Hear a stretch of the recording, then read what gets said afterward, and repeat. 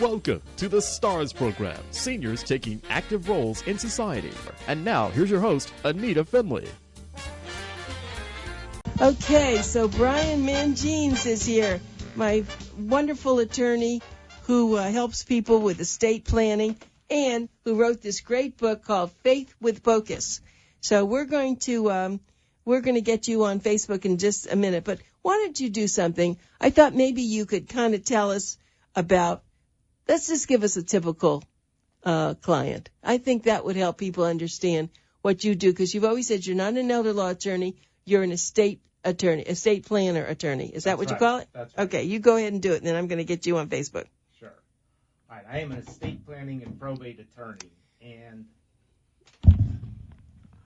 as an estate planning and probate attorney, I represent everything from the very wealthy individual, professional athletes, down to people who have maybe just a minimum amount of assets, but they may have a couple kids. So I call them the young wealth builders, for example. Young wealth builders, okay. And the point is that everyone should have an estate plan. It doesn't matter whether you're super rich, or it doesn't matter whether you have just an asset, and it doesn't matter if you're single. So if you're asking me what the prototypical client is, it's yes, probably somebody with assets between, say, $500,000 through $4 or $5 million. But again, that's just kind of a generalization. Okay, but what do you really, let's just put it this way. If they didn't come to you and they come to you, what's the difference?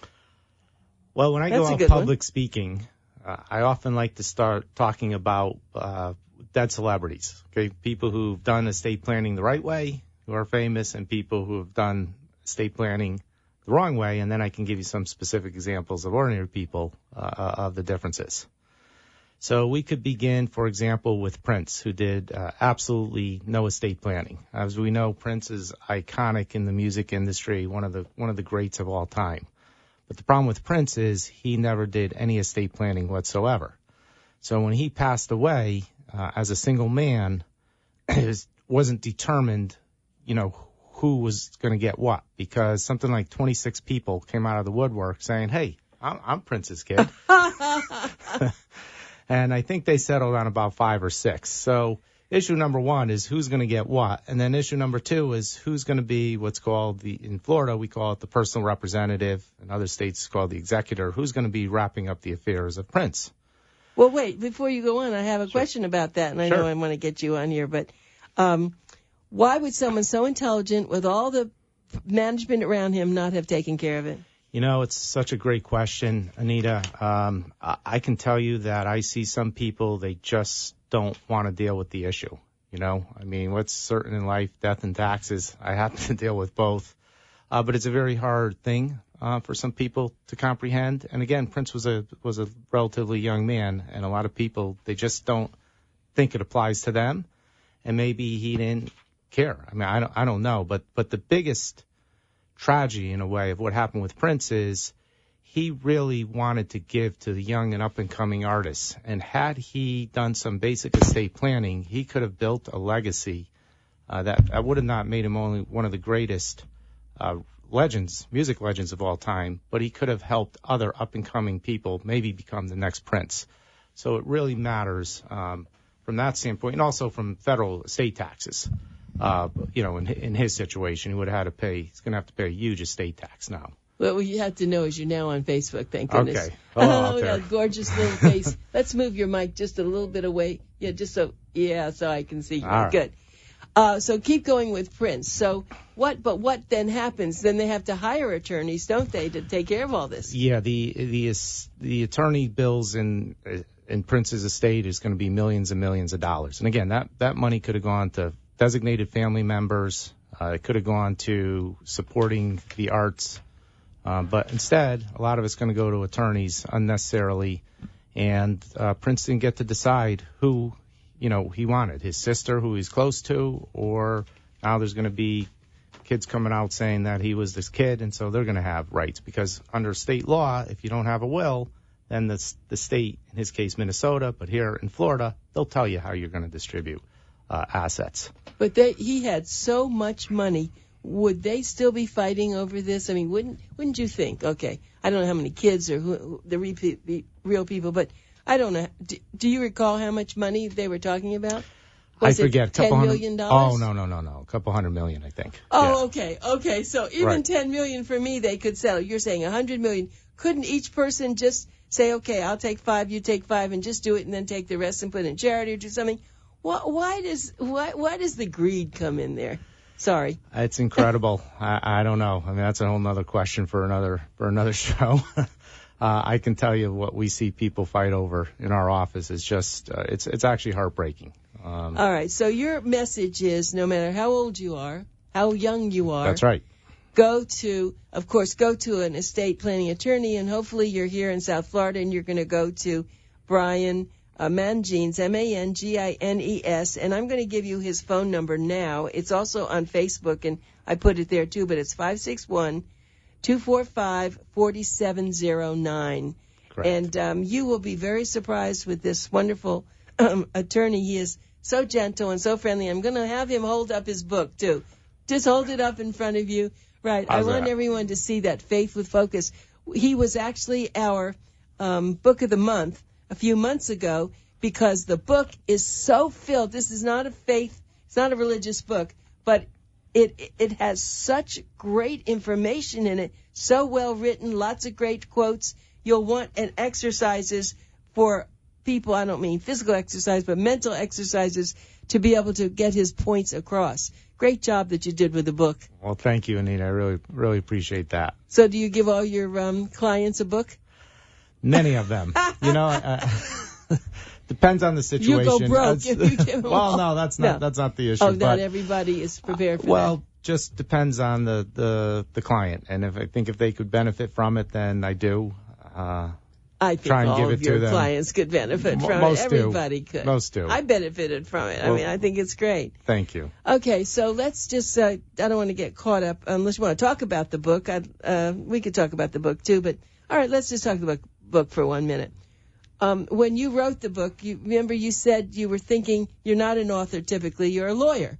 And Right. for you to get the time to write that book took a lot of time, right? It took a lot of time, and it began with a commitment to myself of writing 15 minutes a day. First 15 minutes of my day would begin starting to write this book. And that is what created the shift. That's what created the momentum. And this is what I talk about in the book. If you have something in your mind, a definite purpose, if you have a passion, for me it was an inner calling. I just wanted to write this book. As you know, in my estate planning practice, I deal with legacy, and perhaps this is my own attempt at my own legacy. It is. 3 children, and I just kept chipping away at writing this book. And then what happens is you grow momentum. So those 15-minute sessions turn into 2.5 hour jam sessions. And eventually I got the book written, but it took me about 6.5 years. I had a few starts and stops along the way, but I'm very happy I did it. And it says how to live your life with passion and rule it with reason. Oh, my goodness, that's very well said. Well, thank you. If everybody could do that, everyone needs a passion. That's right. But you can't let it get, way beyond what you can do, right? Then you have to pull back and have it, you have to be disciplined about it. Exactly. So I talk about self-love in the book, right? And how do you love yourself? And sure, it begins with great messaging to yourself, the voice, how you view yourself and what you say to yourself. But self-love and how you build self-esteem is by doing the things you say you're going to do, committing to the things you say you're going to commit to, politely or firmly, but politely standing in your power, saying no to people if they're trying to impose upon you, but just making the calls you say you're going to make. If you start doing those things, if you start pushing for whatever your goal is, then you gain momentum, and then you gain success, and then the self-love starts to follow. And we all go through ups and downs of self-love, right? During our lives, we can love ourselves one day and maybe not so much the next day. We'll go through periods of tough times. But if you can just stick with something that you want to pursue and then just kind of go for it and go for it and go for it, then I think that's how you ultimately can build self-love. Brian, I think the reason you are such a successful attorney is because I think you share all this with your clients. It's not just come in and here's the rules. I mean, here's the documents, sign them. you really get to know them and get to be able to talk to them, don't you? It is an absolute honor to do what I do. It really is. Most days it doesn't feel like work. Now, there is a lot of tax implications. For example, if Prince had come into my office, I would have set him up in lots of different vehicles, and he would have avoided, probably $100 million in federal estate tax that he could have done lawfully, could have gone to charities, a lot could have gone back to his family. So I have all those tax aspects, but I want to know what makes that person tick. I want to know what they want their own legacy to be. I want to know who they want to protect, and I need to know that family dynamic before I can really make sound advice, give sound advice. Right. So I take that very seriously. You said something very true, that you have to be a psychologist. You have to.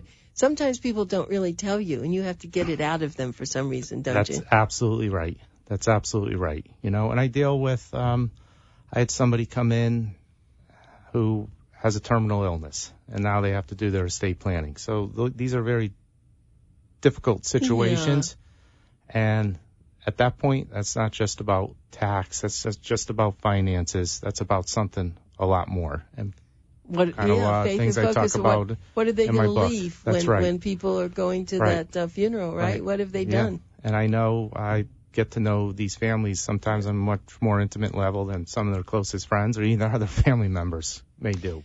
So let's talk about people in divorcing situations. I think estate planning is very important in that too, isn't it? Absolutely. Anytime there's a major life event, a death in a family, a birth in the family, a divorce, a sale of a business, then really an estate planning attorney should be consulted. So in a divorce situation, under Florida law, upon someone's divorce, that divorced spouse is deemed to have been deceased before you. So they're out of the will upon a divorce.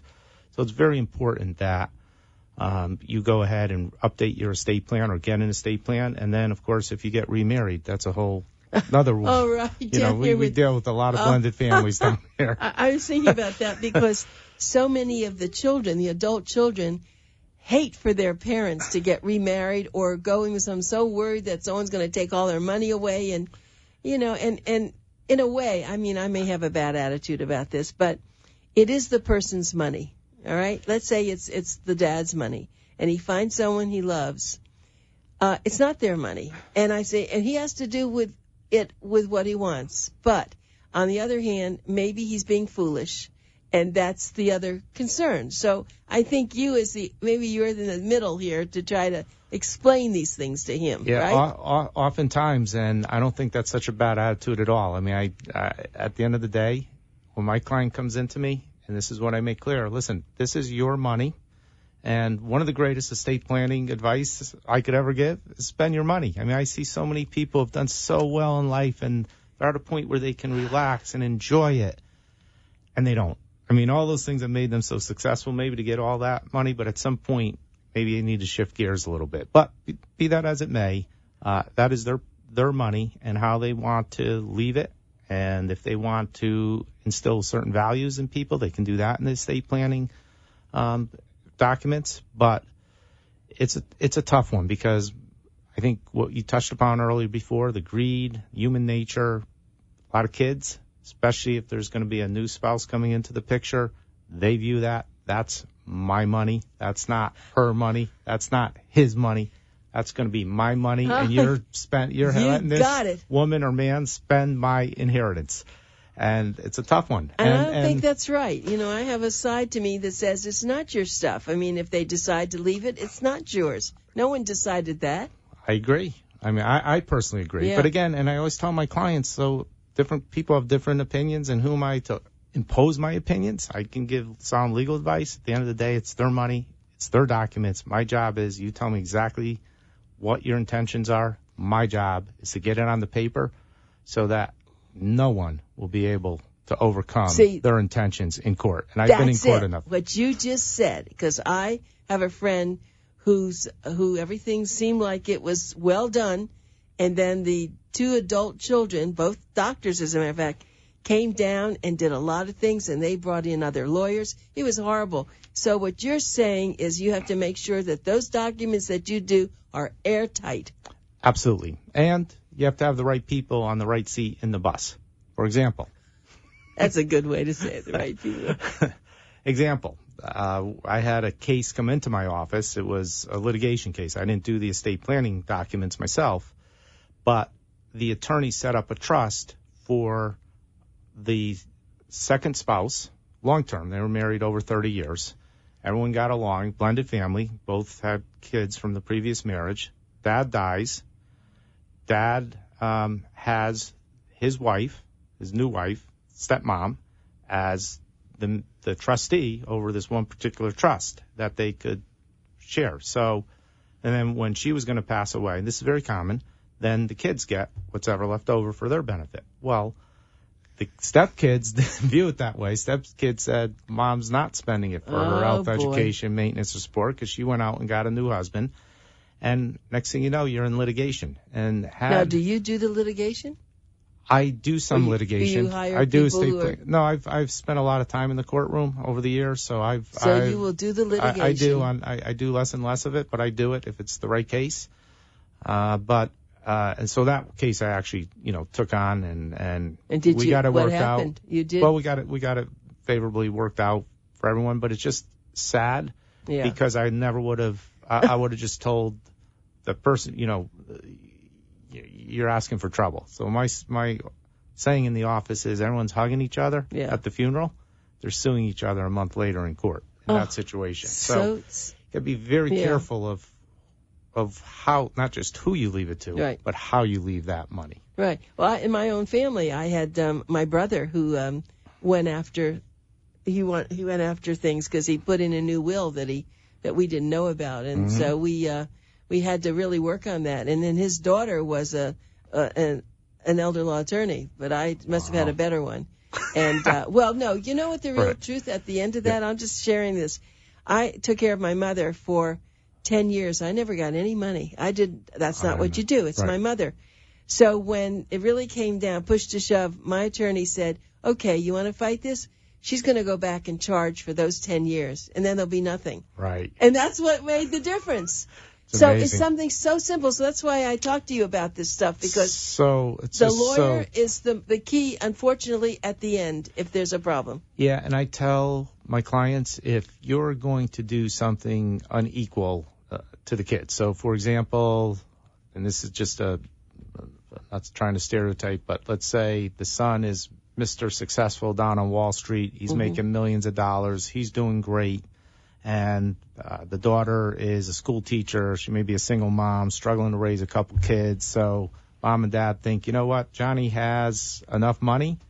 He doesn't need any money, so we're going to leave it all to Susie, and we'll just let Susie be the trustee or the administrator, and all will be fine. Well, then mom and dad die, and Susie's the one who calls up and tells her brother Johnny, hey, Johnny, by the way, Mom and Dad had a trust or a will.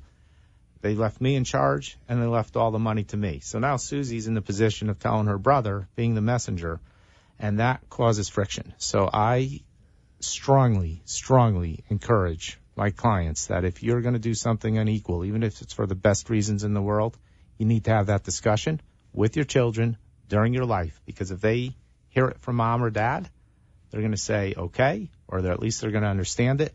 But they're not going to blame, in this case, the daughter for being the messenger. And then the worst thing is then families split apart. So you've done a lot of bad things, right?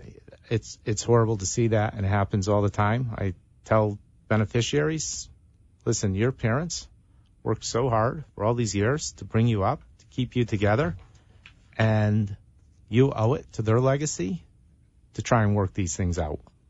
Let me just tell you, you're listening to Brian Mangines, Mangines, who is, of course, an attorney at law. He's actually in my own building, too, so I get to see him. He is just a great guy, I just have to say. Anyone looking for an estate planning attorney, you want to call Brian Mangines, and you'll call him at 561-245-4709. 561-245-4709.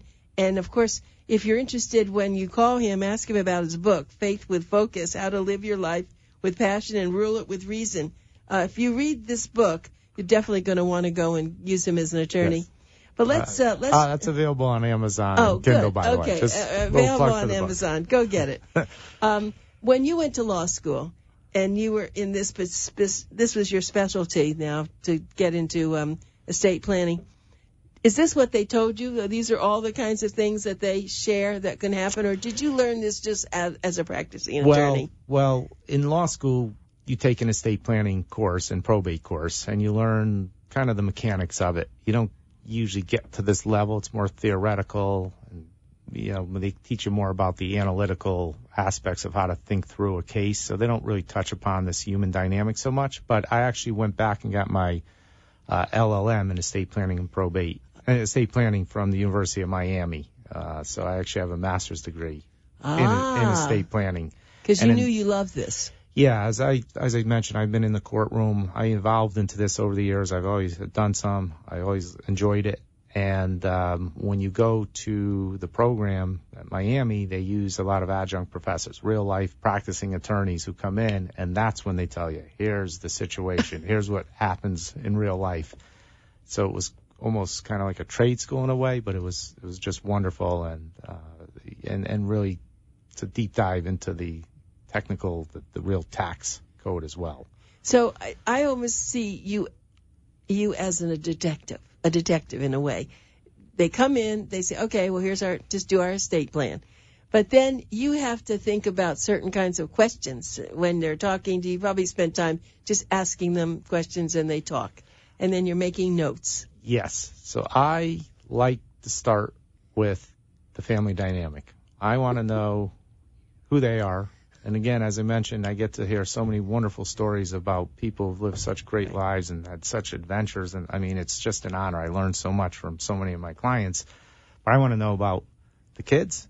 And it's a joke, but it's not a joke. One of my favorite questions in estate planning is, so tell me, what do you think of your daughter-in-law? Tell me, what do you think of your son-in-law? Oh, my.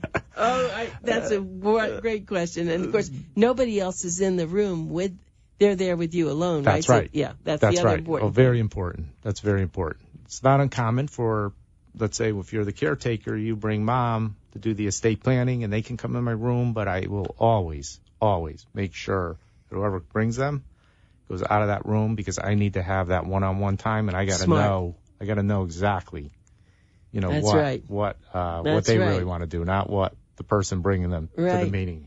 So that's a good point also. Well, we're just about out of time, and we'll do this the next time that we talk. I think that would be good to talk about the procedure. So when you come, what should people be bringing so you understand everything, and also that they should know that unless the person has dementia, then if they do, that's another situation that you really can't then do the things that, because they don't know what they're saying. And so you're responsible. Very careful. You got to be very careful. Yeah. So there's a lot to this, and I'm so glad that you're so smart to handle all this, because, that's my field of working with the older adults, and everything can go wrong. So you have to be a psychologist at the same time, knowing, oh no, I better not go here because she doesn't really know what she's doing, and be trouble. And then you have to find out who it would be. And you have to set up that person to be the new person, that's right? And so with an older person like that, I make sure I see them a couple times, not just one. I want to make consistency to make sure they can express the same thing time and again. Otherwise, there'll be a court case at the end, right? And I do serve as the witness, too. Thank you so much, Thank you, Brian. Anita. We'll see you again, and happy holidays. Can't wait. Same to you. Yeah, Thank you. Thank you. Bye.